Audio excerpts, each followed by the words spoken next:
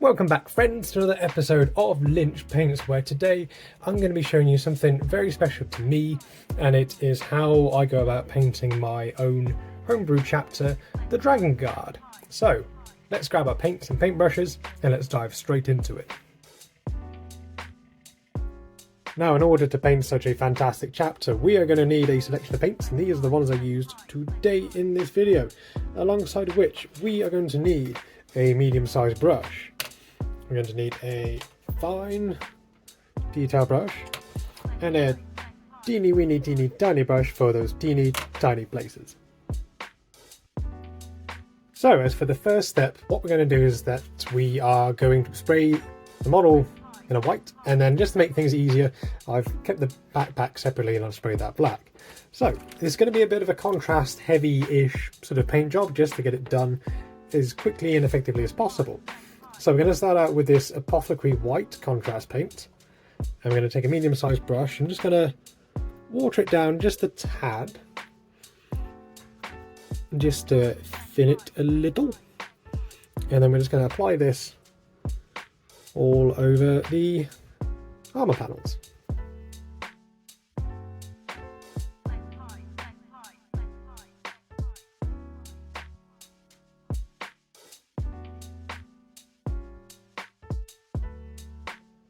So now, while we're waiting for the first layer to dry, we're going to take this Black Legion contrast paint and we're just going to go and run it over the weapons.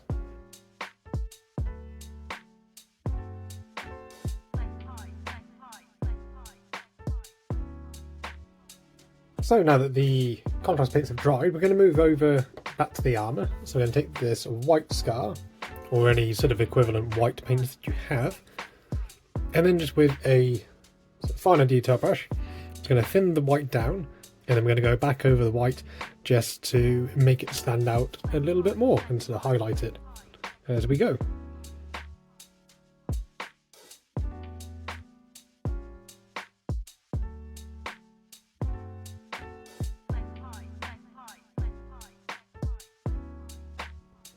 So after the highlights and adding on a little bit more of the white scar, it should look a little bit like this. Just trying to get like a bit of a fading effect on the shoulder pads and on the armour panels as best I can, just by thinning the paint down with just a little bit of water and just applying quite a few layers. Because white is such a light colour, it will take quite a few layers just to get it right, but you apply as many layers as you're happy with for the desired result. So we're going to move over onto the backpack. I've just stuck on this paint pot just so it's easier to paint. And then we're going to take our lovely Avalon Black and our Mephiston Red. So the reason why that I haven't glued that onto the miniature just yet is because we're going to be painting it in the secondary colour of the Dragon Guard, which is a dark red. So I don't want any of this to get onto our lovely white paint on the armour, so I thought it's best to try and keep it as separate as we can. And this I'm also going to paint on the knee pads of the Marine as well, so I'm going to start out just with this dark red, and then what we'll do is that we'll build the colours up ever so slightly and then highlight them with your Mephiston Red.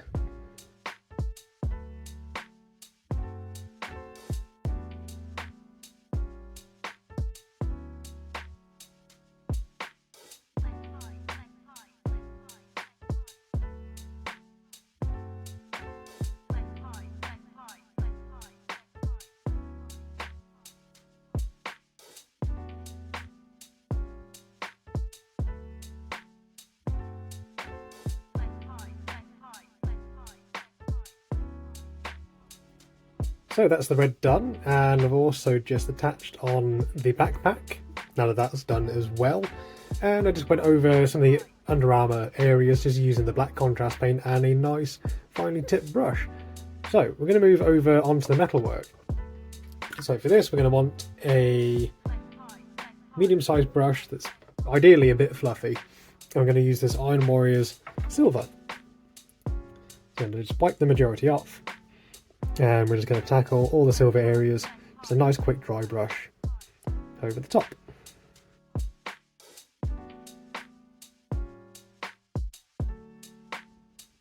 So now, just to round off the metal areas, we're just going to do a little bit of highlighting using this Runefang steel, and then just with a nice fine tipped brush, just going to go over a few of the areas and just thinning it down with a little bit of water.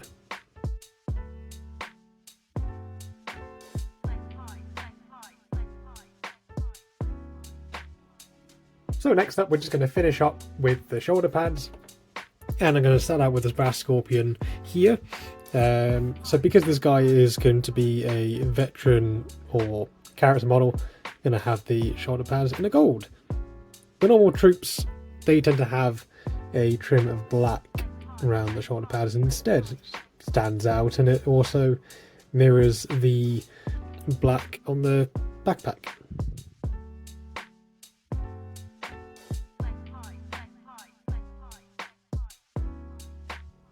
Now adding in some Agrax Earthshade, I'm just going to go over the gold trim on the shoulder pad, just trying to keep nice and tidy and not overspill too much onto the white. And this will help to add a nice kind of worn effect onto the gold.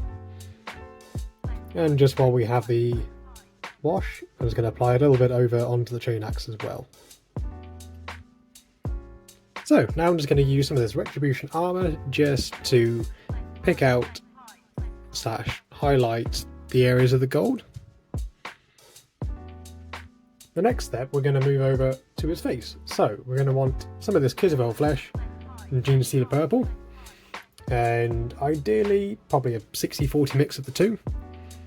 And then using a fine detail brush, we're just going to thin it with a little water and then just apply it over the skin.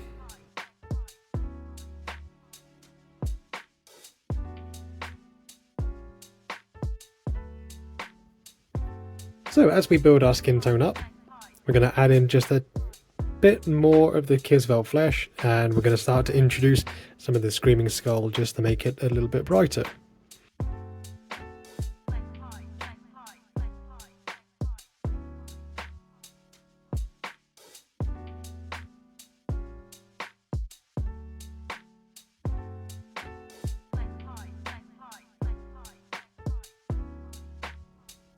So I thought I'd make it easier for myself and use the black contrast paint just to go around the kind of attachments there, and also just to make his hair black, because it's just easier at this point. So I'm going to try and do the eyes, and what we're going to do is that we're going to grab a fine teeny tiny detail brush, and I'm going to start out with black first, because that will just help to get this sort of shadowing in first. Not like eyeshadow exactly, but you'll see what I mean. So get these in first. And then what we'll do is that we'll get the whites. And then what I tend to do is that I tend to put a tiny white dot, one on either side of each eye, leaving a little bit in the middle, and then that will be the pupil, rather than having to sort of paint it black and then all white and then do a tiny little black dot in the middle, which of course everybody knows that that little black dot is going to turn out massive, and it looks like he is going to poop his pants, or he is currently tripping his nuts off. So we can get our white.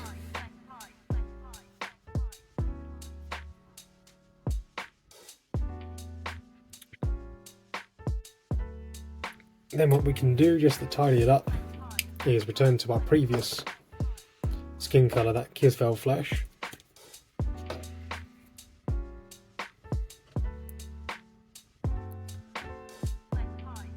And then we'll just go underneath it and just to tuck it in nicely.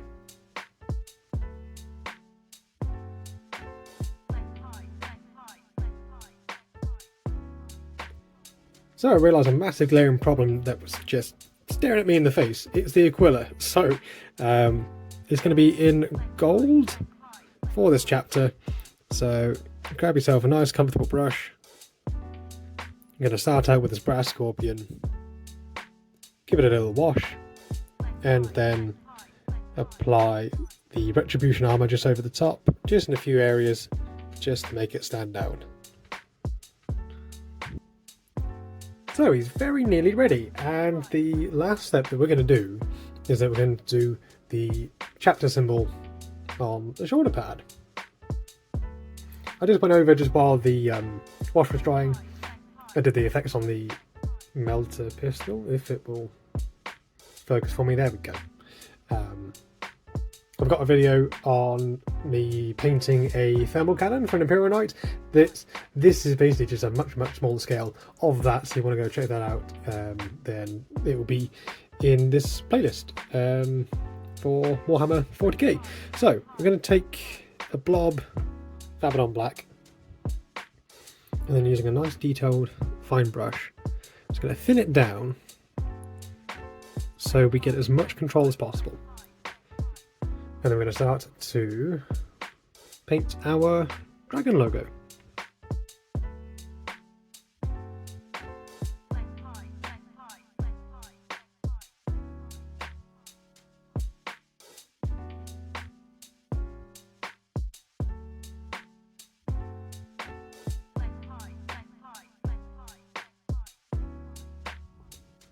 So he's very nearly ready. One thing that I forgot to do was to paint the arms in the rest of the same style of the red that we've done. So I've done the back of the handguards. That for some reason I remembered, but not the rest of the arm. So we're going to grab our Avalon black and the Fiston red, give it a nice mix, and then we're going to paint over the arms as we did the same with backpack, knee guards, and the back of the hands.